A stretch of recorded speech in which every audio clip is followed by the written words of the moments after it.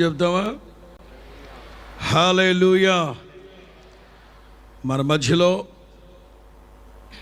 ఆరోగ్య శాఖ మంత్రివర్యులు విడుదల రజనీ గారు, అలాగే జూపూడి ప్రభాకర్ గారు, అలాగే మాజీ మంత్రివర్యులు డొక్కా మాణిక్య వరప్రసాద్ గారు ఉన్నారు. వాస్తవంగా విజయసాయిరెడ్డి గారు రావాలి. ఇవాళ 5:30 ఫోన్ చేసి పాస్టర్ గారు అత్యవసర సమావేశం ఉన్నందువల్ల రాలేకపోతున్నాను, ఇలాగా టీముని పంపిస్తున్నాను, వాళ్ళు శుభములు తెలియపరుస్తారని చెప్పారు.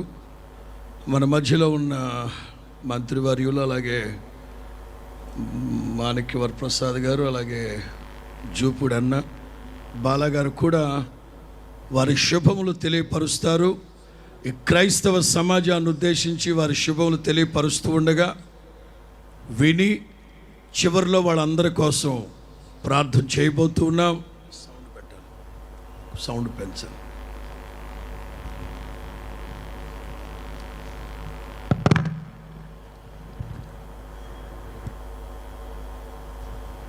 ప్రైజ్ ది లార్డ్ అందరికీ. ఈరోజు 47వ గుడారాల పండుగలో భాగంగా మమ్మల్ని ఇక్కడికి ఆహ్వానించి హోసన్నా మినిస్ట్రీస్ పాస్టర్ అబ్రహం గారికి, పాస్టర్ జాన్ వెస్లీ గారికి, పాస్టర్ రాజు గారికి, పాస్టర్ రమేష్ గారికి, పాస్టర్ ఫ్రెడీ పౌల్ గారికి అందరికీ కూడా పేరు పేరున వందనాలు తెలియజేసుకుంటున్నాను. అలాగే ఇక్కడికి విచ్చేసినటువంటి దేవుడి బిలీవర్స్ అందరికీ కూడా పేరు పేరున వారికి వందనాలు తెలియజేసుకుంటా ఉన్నాను. అలాగే నాతో పాటు వచ్చినటువంటి అన్నలందరికీ కూడా నా నమస్కారాలు. ఈరోజు ఇక్కడికి చూసుకుంటూ వస్తూ ఉన్నాము.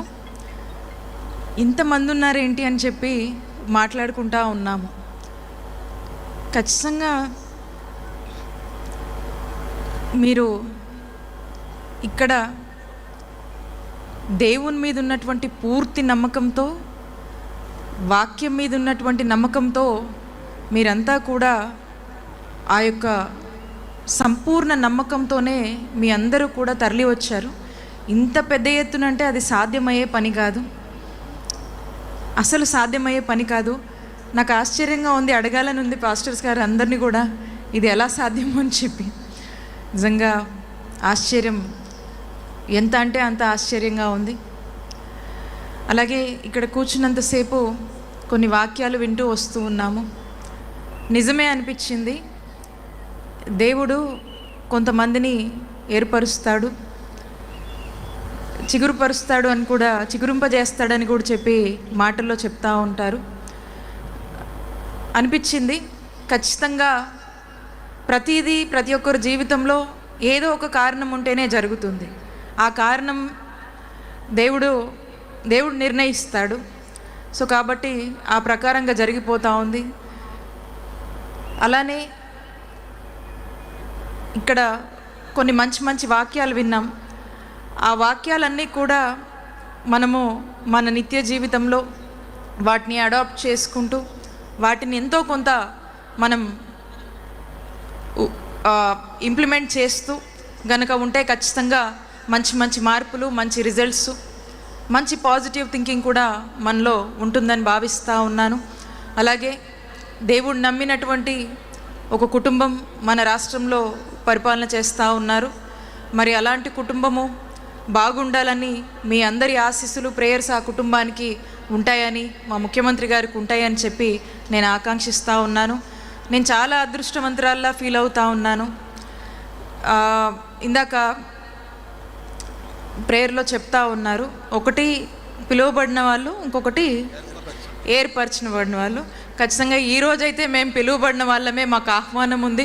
సో ఈ విధంగా మేము వచ్చి మీ అందరి మధ్య ఇన్ని ప్రేయర్స్ మధ్య మేము ఈరోజు బ్లెస్సింగ్స్ మేము కూడా అందుకున్నందుకు చాలా సంతోషంగా ఉంది.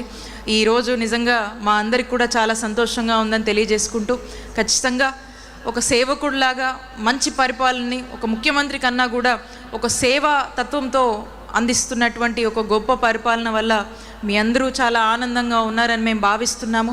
అలాంటి సేవలు, అలాంటి సేవకుడు గుణం ఉన్నటువంటి ముఖ్యమంత్రి గారికి మీ అందరి ఆశీస్సులు మెండుగా ఉంటాయని కోరుకుంటూ మీ మధ్యకు వచ్చినటువంటి మా మీద కూడా మీ ప్రార్థనలు ఆశీస్సులు ఉండాలని కోరుకుంటూ, అలాగే ఏ నమ్మకంతో అయితే మీ అందరూ ఇంత పెద్ద ఎత్తున తండోపతండాలుగా వచ్చారు. నేను వింటూ ఉంటాను, ఒక 2-3 కలిస్తేనే ఒక సంఘం అని అంటూ ఉంటారు. మరి ఇన్ని లక్షల మంది ఇంతమంది ఇక్కడికి వచ్చారంటే ఇక్కడ ఏదో మాయ ఉంది.